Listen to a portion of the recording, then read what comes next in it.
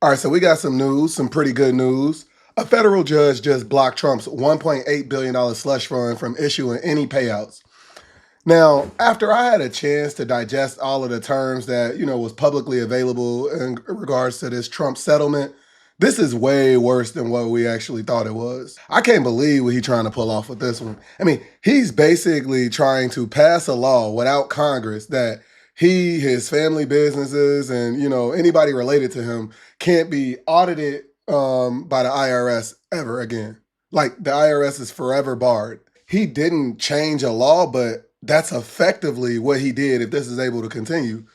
Because only Congress has the power to do something like this, right? Like, let's pretend this was actually a thing and, for some reason the US government decided to grant this for somebody. It would have to go through Congress. In the US, one person alone just can't create a law. But Trump just did that in effect. If this is able to stand, he basically created a law that basically you can't touch him. All right, so NBC News reported that the Justice Department agrees to drop any pending tax claims against Trump as part of IRS deal. Now, within this article, it says that Todd Blanche, who's the acting attorney general, who was also Trump's personal lawyer prior to Trump getting back elected. So this article says Blanche agreed that the U.S. is forever barred and precluded from prosecuting or pursuing any and all claims, including monetary relief, that have been or could have been asserted by the IRS against Trump, his family, or his businesses. That's insane. Now, at this point, I think everybody understands that the real reason Trump settled this lawsuit is because a federal judge was 2 days away from saying this case couldn't be brought. This federal judge was already skeptical on whether or not this case had case or controversy, which is a legal requirement all lawsuits may have. In other words, the judge seeing this lawsuit as Trump v. Trump because Trump controlled the entity he was suing. So 2 days before this hearing in which the federal judge wanted to take a look at whether or not this case could even be brought, this settlement was announced. All right, everybody, I want to pause right there and ask everybody to subscribe to Politics with Steve on YouTube. Also sign up for my email list. Link is in the description below. Those are the best ways to stay in the loop on all things Politics with Steve. Now let's get back to it. And then dude posted this message on his shitty social media site, Truth Social, basically saying we should be clapping that, he settled the lawsuit under these terms. I gave up a lot of money in allowing the just announced anti-weaponization fund to go forward. I could have settled this case, including the illegal release of my tax returns and equally illegal break-in of Mar-a-Lago for an absolute fortune. First of all, no, you couldn't. I mean, when this contractor released tax returns, he released over 1,000 other wealthy people tax returns. They all sued the IRS, and all they got was a, public apology. And by the way, it appears that the judge was already skeptical this case could go forward. So, I don't know what he's talking about. But he continues saying, instead, I am helping others who were so badly abused by an evil, corrupt, and weaponized Biden administration receive at long last justice. President DJT. It's insane that the IRS decided to settle on this case. Also, the New York Times reported the IRS thought it could fight Trump's lawsuit, but it struck a deal anyway. Now, within that article, it says that the IRS prepared a 25-page memorandum outlining what they saw as flaws in Mr. Trump's suit and advising the Justice Department to move forward to dismiss it, according to two people familiar with the memo. So bam, that's the IRS directly saying that they believe that they could have defended themselves against this lawsuit.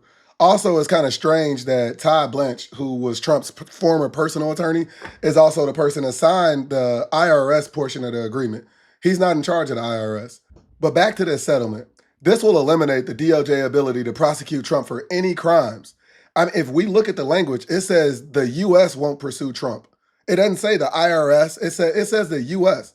So this will eliminate the IRS being able to pursue Trump for any tax audits, even ones that he already got outstanding. Like I said, the language says the IRS is forever barred from checking the tax returns of Trump, his family, his companies, any related businesses, and it applies to anything that was filed before this settlement was reached. So basically, up until this point, it applies to everything, and he's forever barred against anybody looking at any of this stuff. I doubt this settlement ends up being legally binding. As I mentioned, Todd Blanche was once Trump's former personal attorney, but he was also representing Trump for the January 6th crimes. This is the same crime that this fund is trying to compensate victims for. They've been trying to go on a campaign pretending that, no crime was committed on January 6th. And one thing that I think is important to realize is that any attorney in the United States has an ongoing duty of loyalty to their client, especially in regards to the case that they helped litigate for them. So Todd Blanche was the attorney on the January 6th. He's never going to stop fighting for Trump. I mean, no lawyer would. It's just a conflict of interest that he got this guy as the acting attorney general. So that's exactly why the DOJ that Todd Blanche is now temporarily overseeing just scrubbed the DOJ's website of all January 6th related news. You can't find any news about criminal charges, convictions, sentences. This is all a desperate attempt to change the narrative on what happened in January 6th. And the reason Blanche is doing this is because he desperately want to be the permanent attorney general. Because right now he's just the acting attorney general because his last corrupt attorney general, Pam Bondi, who apparently wasn't corrupt enough, was fired by Trump. And Trump really understands what motivates people, and he make them act on that. And this guy desperately wants to be the official attorney general. So Trump is seeing, how far will he go for it? What will he do for it? So fortunately, this federal judge did pause any payouts from this fund proceeding, and I believe that this entire settlement will be slapped down in court. I mean, it's two lawsuits already opposing this settlement. The plaintiff says that, the establishment of this fund violates the Constitution, which is true because in the Constitution it says the U.S. government will not assume or pay a debt or obligation to anyone accused of an insurrection of the United States. Now, this law was made so that Confederate soldiers couldn't sue, but it still applies to exactly what we're talking about now.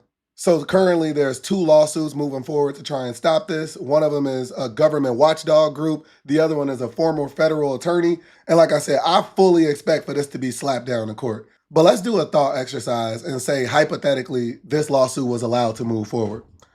Congress and some states are already looking into the possibility of taxing this at 100%.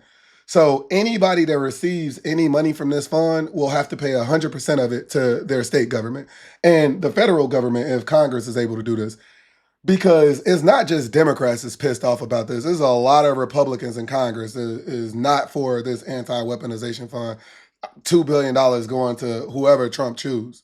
And also from a CPA perspective, Trump is going to be on the hook to pay taxes on a full $1.8 billion that he receives from this lawsuit settlement, regardless of what he's allocating the money to. If anybody receives any money from a lawsuit settlement, they have to pay taxes on that money.